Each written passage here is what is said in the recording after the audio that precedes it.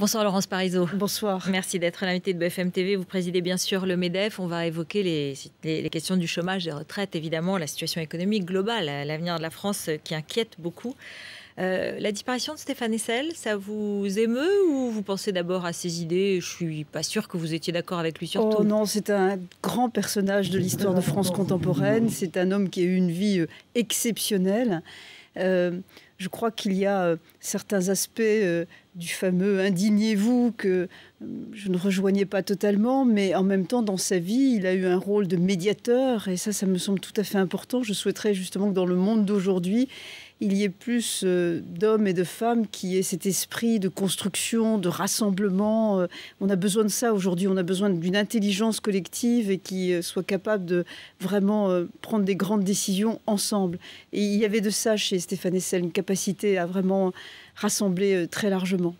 Je sens dans cette nécessité de rassembler une inquiétude sur les divisions de la société française. Vous avez le sentiment qu'aujourd'hui en France, on n'arrive pas à se parler. Vous venez de conclure un accord sur la sécurisation de l'emploi.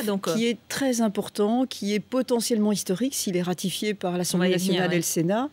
Et qui témoigne justement qu'il y a une démarche possible dans notre pays, constructive, par le dialogue, par le paritarisme, par le rassemblement des différentes parties prenantes. Mais d'un autre côté, nous sommes confrontés à des difficultés économiques très graves, très graves. 200 milliards de déficit cumulé sur les régimes retraites entre maintenant et 2020. 18 milliards de déficit sur le régime de l'assurance chômage. L'état de nos finances publiques est vraiment préoccupant. Et puis par ailleurs, nous le voyons, le chômage ne cesse de progresser. Je pense que chacun de nous voit la pauvreté s'installer dans certaines régions, dans certaines familles de notre pays. Donc on a vraiment besoin, oui, je crois, d'une capacité à rassembler tous ceux qui veulent aller dans une voie constructive. Théoriquement, c'est le rôle d'un président de la République. Il ne le fait pas ? Vous le connaissez bien, François Hollande, et puis vous l'avez rencontré plusieurs fois depuis qu'il est à l'Élysée. Est-ce qu'il est à la hauteur de cette situation? Est-ce que sa méthode coïncide, en tout cas peut convenir à la gravité de la situation? Je crois que le président de la République a le bon cap sur le long terme. C'est-à-dire qu'il sait qu'il faut que, d'ici la fin de son mandat, la France soit vraiment engagée sur la voie du désendettement, ce qui permettra le développement des entreprises, le développement de l'emploi et la création de richesses pour tout le monde. Mais ce qui nous manque peut-être entre ce cap de long terme et aujourd'hui, ce sont les caps intermédiaires, les étapes. Quels sont les jalons qu'il convient de suivre? Quelles sont les premières réformes qu'il convient de mettre en œuvre pour atteindre ce cap? Alors, il y a une réforme qui vient d'être faite ou quasi faite, celle que vous évoquez, mais ce sont les partenaires sociaux, ce sont les organisations syndicales réformatrices et nous-mêmes, avec la CGPME, qui avons été à même On va y de venir dans un instant. Je chose. voudrais qu'on continue sur cette idée de l'heure de vérité pour la France et pour le gouvernement et pour François Hollande. C'est le type de l'éditorial du Monde aujourd'hui, mais c'est un peu ce que tout le monde ressent depuis quelques semaines, et puis plus précisément depuis la semaine dernière, lorsqu'on a l'impression qu'on nous dit la courbe du chômage, elle devait s'inverser à la fin de l'année, c'est plus de si sûr. Alors aujourd'hui, au Conseil des ministres, François Hollande a dit si, c'est un objectif tenable. Et Michel Sapin a renchéri. Non, ce n'est pas une phrase en l'air. Vous y croyez? Il n'y a qu'une seule possibilité, qu'une seule voie pour atteindre un tel objectif, en tout cas le plus rapidement possible, c'est d'avoir une politique économique pro-entreprise et pro-entrepreneur. Il n'y a pas d'autre solution.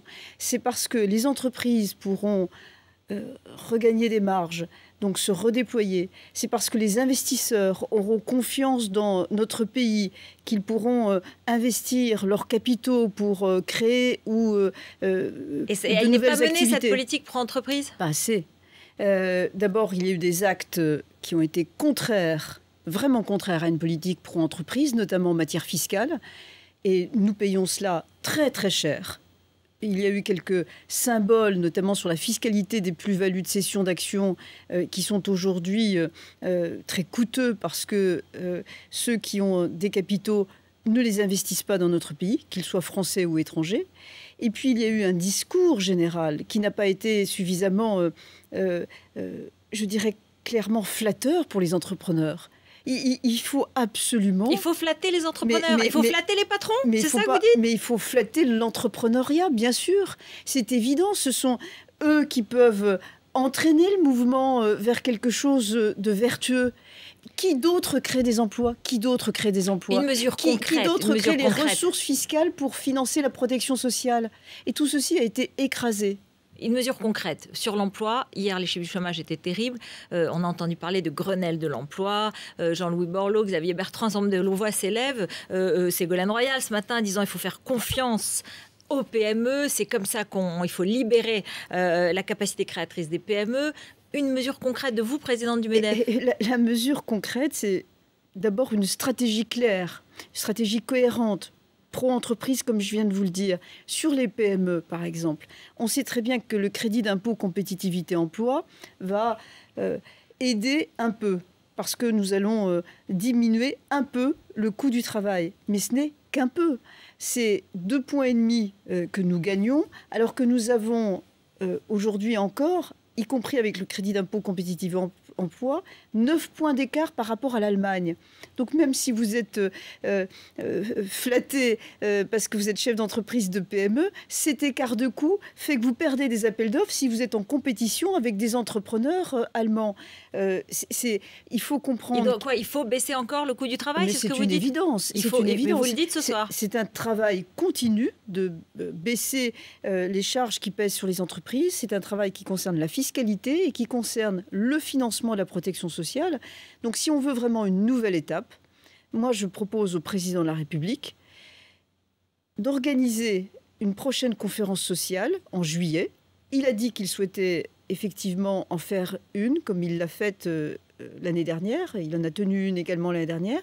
Et que cette conférence sociale de juillet soit consacrée au financement de la protection sociale pour que ce financement ne pèse pas autant qu'aujourd'hui sur le travail. Voilà, c'est ça l'enjeu aujourd'hui. Votre accord sur la sécurisation de l'emploi, pour vous, il va aider à lutter contre le chômage? Il va faire baisser le chômage? Vous pouvez nous dire ce soir, il va faire baisser le chômage? Mais pas là tout de suite, parce que d'abord, il faut qu'il soit voté, il faut que les décrets d'application soient adoptés. Vous avez peur des amendements? Oui. Vous avez vu les députés socialistes aujourd'hui, vous êtes sortis en disant, bon, on s'est compris, on a eu un dialogue.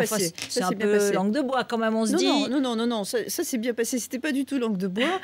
Ça aurait pu être plus compliqué. Ils nous ont posé des questions sur les motivations que nous avions sur tel ou tel article. Et mais enfin, ils ont prévu de déposer beaucoup d'amendements.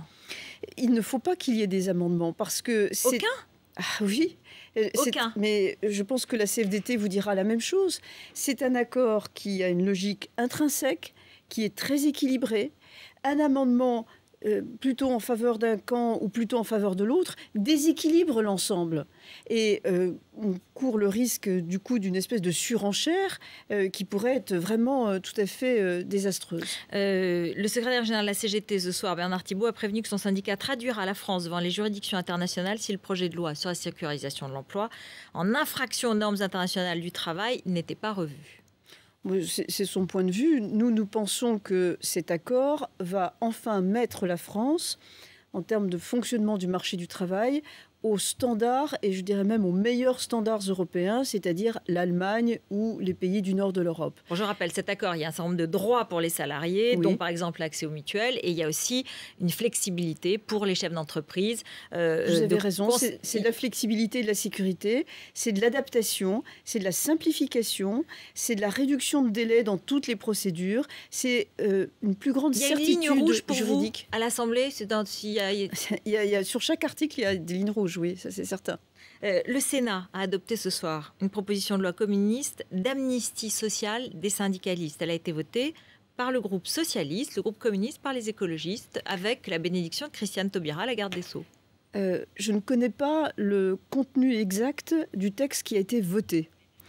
Mais sur la base de l'information que vous me donnez à l'instant, je vous dirais que ceci est extrêmement grave, très choquant. Je pense que nous sommes un des rares pays en Europe qui adoptent ainsi des lois d'amnistie. Et surtout, des lois d'amnistie en regard avec des délits qui ont pu aboutir à des destructions de biens, ont peut-être mis d'ailleurs en danger aussi certaines personnes. Et je ne comprends pas le signal que la majorité du Sénat veut donner ainsi à la fois au dialogue social, parce que ça c'est un signal en faveur de l'antagonisme, c'est un signal en faveur du conflit, c'est un appel à encourager la destruction et le cassage. C'est exactement le contraire dont nous avons besoin aujourd'hui. Nous avons besoin de nous entendre, nous avons besoin de nous comprendre, nous avons besoin d'un espace de dialogue pacifique. Alors, il y aurait, et donc selon toujours la dépêche, une restriction claire du champ d'application par rapport à la proposition d'origine. Et on peut supposer que peut-être un certain nombre de délits dont vous parlez sont exclus. Peut-être, mais je reconnais bien volontiers que je commande ça de manière un peu spontanée parce que je ne connais pas le texte. Mais sous réserve de ce que vous venez de dire, le principe même est choquant, vraiment très choquant. Qu'il y ait dans des périodes tout à fait exceptionnelles des lois d'amnistie collective, comme on l'a fait par exemple en 1962 au moment des accords d'Évian. Il y a eu des amnisties aussi, je crois, après mai 68. Mais aujourd'hui, c'est quel pays, dans quelle démocratie sommes-nous pour dire dans tel et tel figure le Parlement peut voter une amnistie, même à l'égard des juges, même à l'égard de la police, à l'égard de l'entreprise, c'est très choquant. Et quand je vous dis qu'il faut, pour réduire le chômage, une politique pro-entreprise, eh bien ça, disons-le très clairement, c'est le contraire d'une politique pro-entreprise. Quand je vous entends, je vois votre passion, votre détermination. Je me dis, bon, évidemment, Laurence Parisot, elle est candidate à sa succession, même si ce n'est pas prévu vraiment par les statuts, puisque vous avez déjà fait 2 mandats. Normalement, c'est fini. Mais vous voulez changer les statuts. Mais franchement, vous êtes candidate. Alors, vous allez y aller, vous en mourrez d'envie. Ruth El-Kriaf, je suis profondément démocrate. Et ce que je souhaite avant tout, c'est un approfondissement de la démocratie à l'intérieur du MEDEF. Et il y a une chose que j'ai mise en débat, effectivement, c'est le fait que nos statuts, pour le moment, sont bancals. Je vous explique pourquoi en 2 mots. Il y a des circonstances électorales dans nos statuts où vous pouvez être un candidat qui se présente pour 3 ans et qui est en concurrence avec des candidats qui se présentent pour 5 ans. C'est comme si, à la dernière élection présidentielle, on avait dit à Nicolas Sarkozy, vous pouvez vous présenter et faire un mandat de 3 ans si vous êtes élu, et vous, François Hollande, parce que vous n'êtes pas le candidat sortant, vous pouvez faire un mandat de 5 ans si jamais vous étiez élu. Ça, c'est complètement anormal, il faut corriger ça. Mais ça, c'est une chose. Juste, permettez-moi de finir. Par ailleurs, indépendamment de ça, c'est vrai que j'ai aimé faire tout ce que j'ai fait à la tête du MEDEF. J'aime profondément, parce que j'ai envie vraiment de servir l'économie de notre pays. J'aime réfléchir, proposer, animer des équipes pour essayer de faire avancer tout ce qui est à la limite du social, du sociétal, de l'économique et du politique. Mais c'est une déclaration de candidature, mais ça. Non, mais pas du tout. J'aime faire, je veux continuer. Non, parce que moi, j'entends ça. Mais pour qu'il y ait une telle possibilité, il faudrait que je le demande officiellement, clairement, au conseil exécutif de notre mouvement et que celui-ci ensuite propose la ratification par une assemblée générale d'une modification des statuts. Cette demande, je ne l'ai pas encore formulée. Je n'ai pas l'intention de la formuler tout de suite car j'ai besoin encore de réfléchir. Donc combien de temps ? C'est une affaire de jours. À la fin de la semaine ? Ah, peut-être pas, non, c'est une affaire de jours. La semaine prochaine. Ça peut être, peut-être. La date n'est pas arrêtée. Début de semaine prochaine. Oh, je ne vais pas jouer aux devinettes avec vous. Les Échos ont dit que c'était jeudi ou vendredi. Il y a beaucoup de rumeurs chez les journalistes. Parfois, elles sont fondées, parfois, elles ne le sont pas. En tout cas, c'est très bientôt. Vous avez... Ce qui est vrai, c'est qu'il est temps que je dise un certain nombre de choses parce que depuis 2 mois, depuis que j'ai lancé ce débat, il y a eu... il y a eu des critiques. On a dit que vous avez fait du Poutine. Hein, on vous a comparé à Poutine. Vous avez tenté un coup d'État moral à la Poutine. Vous avez des candidats tous les jours. Pierre Gattaz, Geoffroy Roux de Bézieux, Thibault Langsat, Jean-Claude Volo. Il y aura peut-être Frédéric Saint-Jour. Il y aura peut-être Denis Kessler. Qu'est-ce que vous en pensez ? Oui, c'est possible. Ruth El-Kriaf, est-ce que vous avez remarqué que tous ceux qui disaient, et c'est inacceptable, c'est très choquant, tous ceux qui disent putschistes ou qui veulent m'assimiler à M. Poutine, le disent dans l'anonymat. Il n'y en a pas un qui ose le dire en face à face, parce qu'ils savent très bien que ça ne tient pas la route. Donc ce type de procédé est vraiment très choquant, et c'est pourquoi il faudra qu'à un moment cela cesse. qu'il y ait en revanche un débat, qu'il y ait des candidats. Je les connais, ces candidats. J'ai travaillé avec eux. C'est tous des hommes, il n'y a pas beaucoup de femmes malheureusement, c'est tous des hommes que je respecte énormément et qui ont des qualités. Et qu'il y ait un débat, ça me semblerait très sain, oui. On écoute Frédéric Saint-Jour, il était notre invité il y a quelques jours et il critiquait un peu votre volonté de changer les statuts. Qu'une organisation, qu'un gouvernement, qu'une entreprise veuille changer les statuts de temps en temps, pourquoi pas ? Alors on peut toujours être surpris que ce soit si près du terme d'un mandat. Moi j'attends les avis du comité statutaire sur ces changements de statut. En revanche, ce que l'UMM a dit et je dis, c'est que quand on change les statuts, c'est pour l'avenir, c'est pas pour le passé. Ben, il a raison, c'est pour l'avenir évidemment. C'est pour l'avenir. Il prépare une candidature lui aussi, à votre avis ? Cela se dit. Je ne pourrais pas si vous en dire plus que ça. Beaucoup disent que vous n'aurez pas une majorité, vous aurez les 2/3 contre vous pour ces changements de statut. Qui le dit ? Des gens proches de l'UMM. Oui, écoutez, je vais vous raconter une anecdote. En ce moment, je suis beaucoup en province, dans les MEDEF territoriaux, parce que je leur explique l'accord du 11 janvier, qui est vraiment fondamental.